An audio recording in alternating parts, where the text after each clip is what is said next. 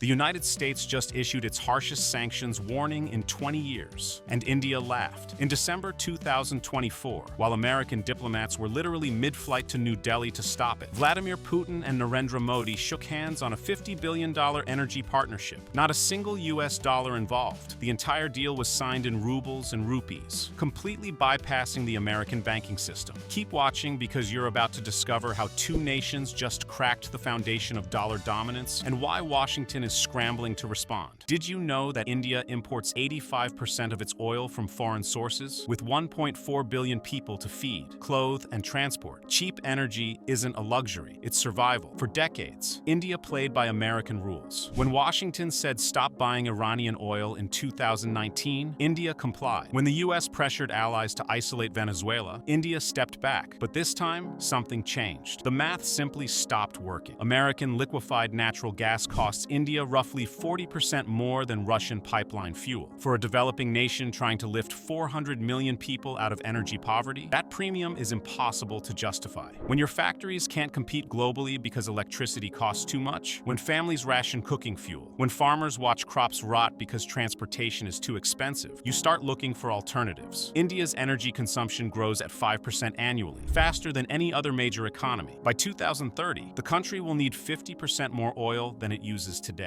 That's an additional 2 million barrels every single day. No amount of solar panels or wind turbines can fill that gap in time. The nation needs fossil fuels now, and it needs them cheap. Russia, meanwhile, found itself in a unique position. After 2022, Western sanctions cut Moscow off from European markets almost overnight, the country sitting on the world's largest natural gas reserves. And among the top 3 oil producers, suddenly needed new customers desperately. India needed cheap energy desperately. The partnership wasn't ideology, it was arithmetic. Washington didn't sit idle. The American playbook for maintaining global financial control is well-rehearsed and historically effective. First came the CAATSA threats. The Countering America's Adversaries Through Sanctions Act gives Washington the power to punish any nation buying significant Russian military or energy equipment. The penalties are severe: exclusion from American financial markets, frozen assets, banned transactions with US entities. India bought the S-400 missile system anyway. No sanctions followed. The bluff had been called. Then came the alternative energy offers. American officials flew to Delhi with proposals for liquefied natural gas shipments from Texas and Louisiana. Presentations were impressive. Charts showed America's vast shale reserves. Graphs projected decades of supply stability. The problem was infrastructure. India doesn't have enough regasification terminals. Building them takes a decade and costs billions. And even then, shipping LNG across 2 oceans costs dramatically more than piping oil from next door. American gas might be abundant, but it isn't affordable. The diplomatic isolation strategy backfired spectacularly. After Western sanctions hit Russia in 2022, Moscow's oil exports actually increased. Russian crude found eager buyers across Asia, and India became the largest single customer almost overnight. By late 2024, India was importing nearly 2 million barrels of Russian oil daily, up from virtually nothing 3 years earlier. The sanctions designed to cripple Russia's economy had simply redirected its exports to friendlier markets. The swift weapon, once considered America's nuclear option in financial warfare, accelerated exactly what Washington feared. When Russian banks cut off from the global messaging system, Moscow didn't collapse. Instead, Russia and China fast-tracked their alternative payment networks. BRICS nations began seriously discussing a parallel financial architecture. The tool designed to enforce compliance became the catalyst for building something new. Every escalation pushed adversaries closer together. Rajesh Kumar Sharma, a senior advisor in India's Ministry of Petroleum, had spent 18 months quietly negotiating what diplomats now call the most significant energy agreement of the decade. On a December morning in 2024, as winter fog blanketed New Delhi, he watched Modi and Putin sign a 30-year energy partnership that Western analysts had insisted would never happen. The numbers are staggering. 2 million barrels of oil per day flowing to India by 2027. That's up from 1.2 million currently, an increase equivalent to the entire oil consumption of countries like Thailand or Egypt. The deal locks in below-market prices for 3 decades, protecting India from the global volatility that has devastated other developing economies. When oil prices spiked in 2022, Sri Lanka collapsed. Pakistan nearly followed. India watched and learned. But the truly revolutionary element isn't the oil, it's the money. Every transaction settles in rupees and rubles, through a new bilateral mechanism that completely excludes the dollar. No American bank touches the funds. No U.S. regulator can freeze the accounts. No Treasury Department official can threaten to cut anyone off. For the first time in the modern era, two major economies have built a significant trade corridor that operates entirely outside Washington's financial jurisdiction. The payment infrastructure uses a blockchain-based settlement system that began testing in the third quarter of 2024. Transactions clear in hours instead of days. Fees drop to nearly zero compared to the 2 to 3% that international dollar transfers typically cost. Russian energy companies get paid faster. Indian refiners pay less in overhead. Both nations keep their financial sovereignty intact. The system processes roughly $3 billion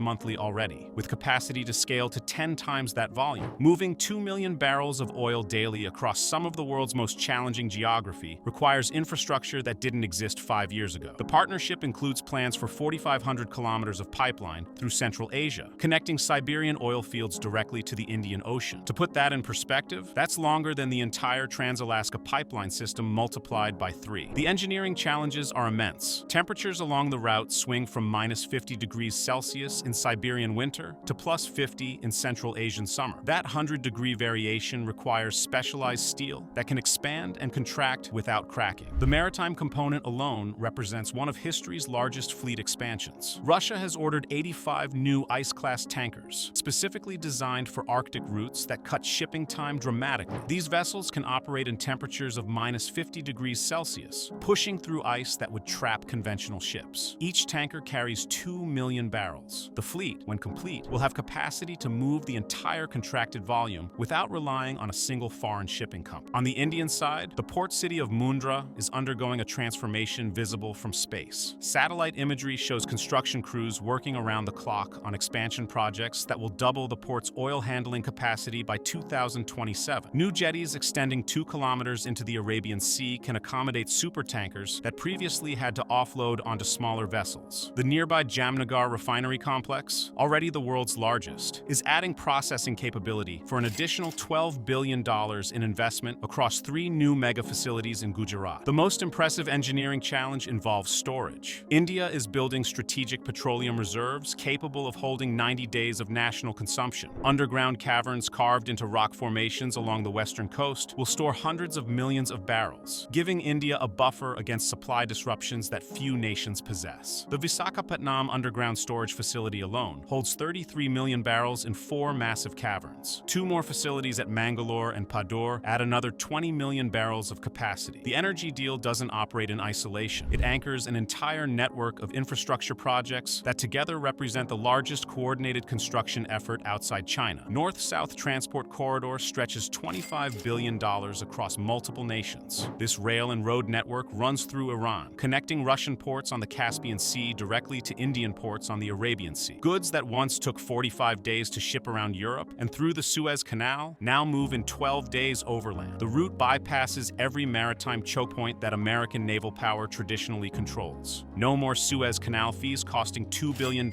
annually. No more vulnerability to blockades in the Strait of Hormuz. At the Iranian port of Chabahar, Indian construction crews have been working since 2016 on an $8 billion expansion. The strategic significance is enormous. This port gives India direct access to Central Asia and Afghanistan without touching Pakistani territory. Container ships can dock, unload onto trains, and have cargo in Russian markets within a week. The port's capacity is expanding from 2.5 million tons annually to 8.5 million tons by 2028. The communication infrastructure runs equally deep. Submarine fiber optic cables laid along the corridor floor carry encrypted data outside Western surveillance networks. These lines handle financial transactions, government communications, and commercial data with security that satellite links cannot match. Power grid integration projects are linking electrical systems across Central Asian nations, creating redundancy that no single country can disrupt. Russian gauge railway compatibility upgrades are transforming how goods move across the former Soviet space. Trains loaded in Siberia can now travel directly to Iranian ports without stopping to transfer cargo at border crossings. The efficiency gains compound across millions of shipments annually. What once required 3 days of cargo handling at each border now flows continuously. 4 new floating liquefied natural gas terminals ordered from South Korean shipyards will add additional receiving capacity along India's western coast. These modular facilities can be operational within months of delivery, compared to the 5 to 7 years required for permanent onshore terminals. The flexibility flexibility allows India to scale capacity up or down as demand fluctuates, avoiding the stranded asset problems that have plagued other nations' infrastructure investments. In the industrial city of Surat, factory owner Priya Patel noticed something remarkable in early 2025. Her textile manufacturing costs dropped 15% in a single quarter. The reason traced directly back to energy prices. Cheaper Russian fuel meant cheaper electricity. Cheaper electricity meant her fabrics could compete with Vietnamese and Bangladeshi exports for the first time in years. Her factory added 60 workers in 3 months. Multiply that story across India's manufacturing sector, and the economic implications become clear. India saves an estimated $30 billion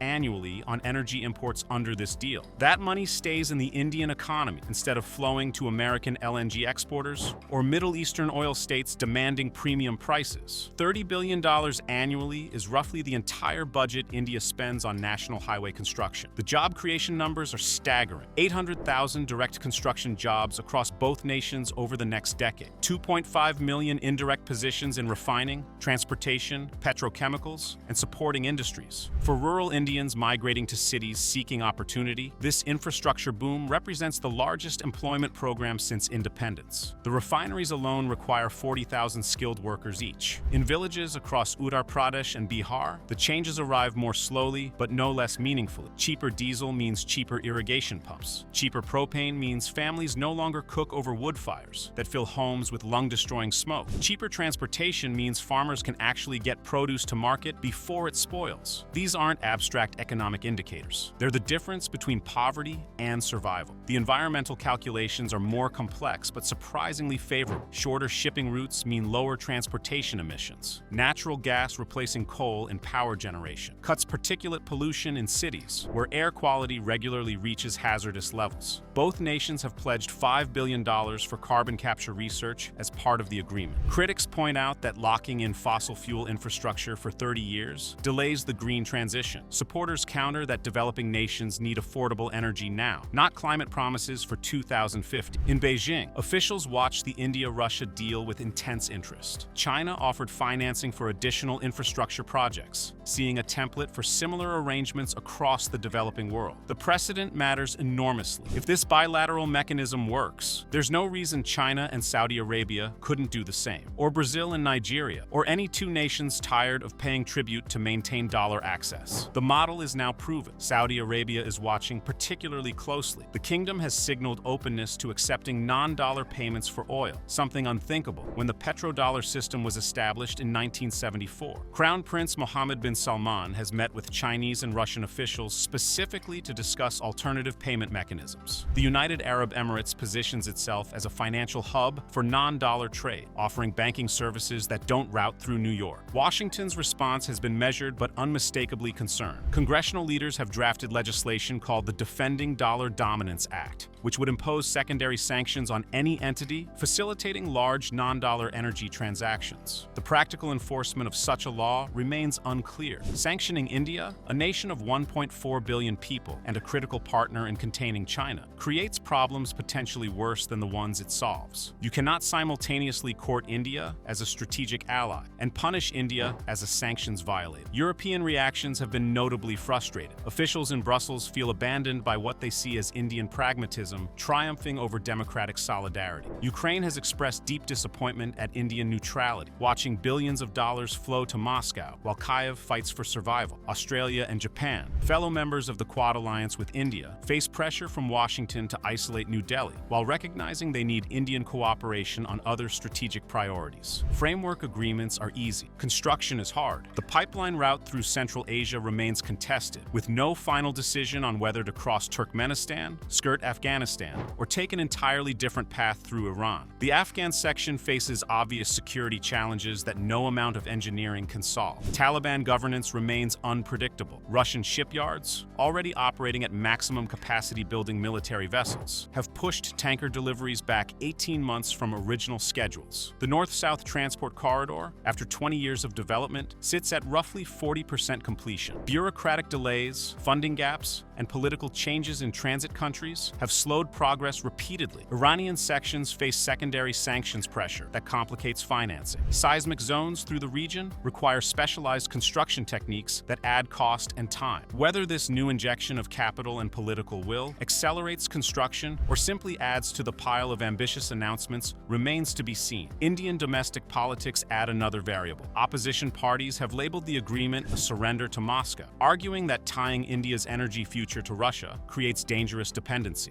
Environmental activists have organized protests at proposed refinery sites in Gujarat, where air pollution already causes thousands of premature deaths annually. The Congress Party has demanded parliamentary debate on long-term strategic implications. Yet the fundamentals driving this partnership forward are powerful. Russia needs customers immune to Western pressure. India needs affordable energy to fuel its development. Both nations want alternatives to a financial system that can freeze their assets at American discretion. Those incentives don't disappear with political changes or construction delays. Former Indian diplomat Srinivasan Raghavan puts it plainly. This deal represents pragmatic necessity, not ideological alignment. India isn't becoming a Russian ally. India is becoming a country that refuses to sacrifice economic survival for geopolitical alignment with any bloc. Strategic autonomy means maintaining options, not picking sides. Analysts at the Rand Corporation call this arrangement the most significant challenge to dollar hegemony since the euro's creation. The comparison is instructive. The euro didn't kill the dollar. It created options. It forced American policymakers to consider whether weaponizing financial infrastructure might eventually cost them that infrastructure's centrality. The India-Russia deal operates on the same principle. It doesn't need to replace the dollar globally. It just needs to prove that alternatives work. If $50 billion in annual trade can flow outside the dollar system, why not $500 billion? Why not $5 trillion? Each successful transaction makes the next one easier. Each new bilateral mechanism demonstrates that Washington's permission isn't actually required. For 400 million Indians currently living in energy poverty, the geopolitical implications matter less than the practical ones. Reliable electricity reaching villages that have never had it. Cooking fuel available at prices families can afford. Factory jobs in cities that can finally compete globally. These are the changes that determine whether the deal succeeds or fails in the eyes of the people it affects most. The next 24 months will determine whether this partnership becomes the template for a new economic order or another ambitious announcement that fades into bureaucratic delays. Will Washington escalate to full economic confrontation with a nation it needs to counter China? Will India hold firm against pressure or quietly negotiate compromises that preserve American oversight? Will the pipelines actually get built? The ports actually get expanded? The payment systems actually process billions in transactions? One thing is certain. The rules that governed global energy trade for 50 years are being rewritten. The question isn't whether they'll change. The question is what replaces them. So what do you think? Did India make the right call? Or did they just sign up for 30 years of dependency on an unreliable partner? Drop your thoughts in the comments below. We want to hear from you. And if this story made you think differently about how global power actually works, hit subscribe and turn on notifications. Because when this situation explodes, and it will, we'll be here first to break down what it means for all of us.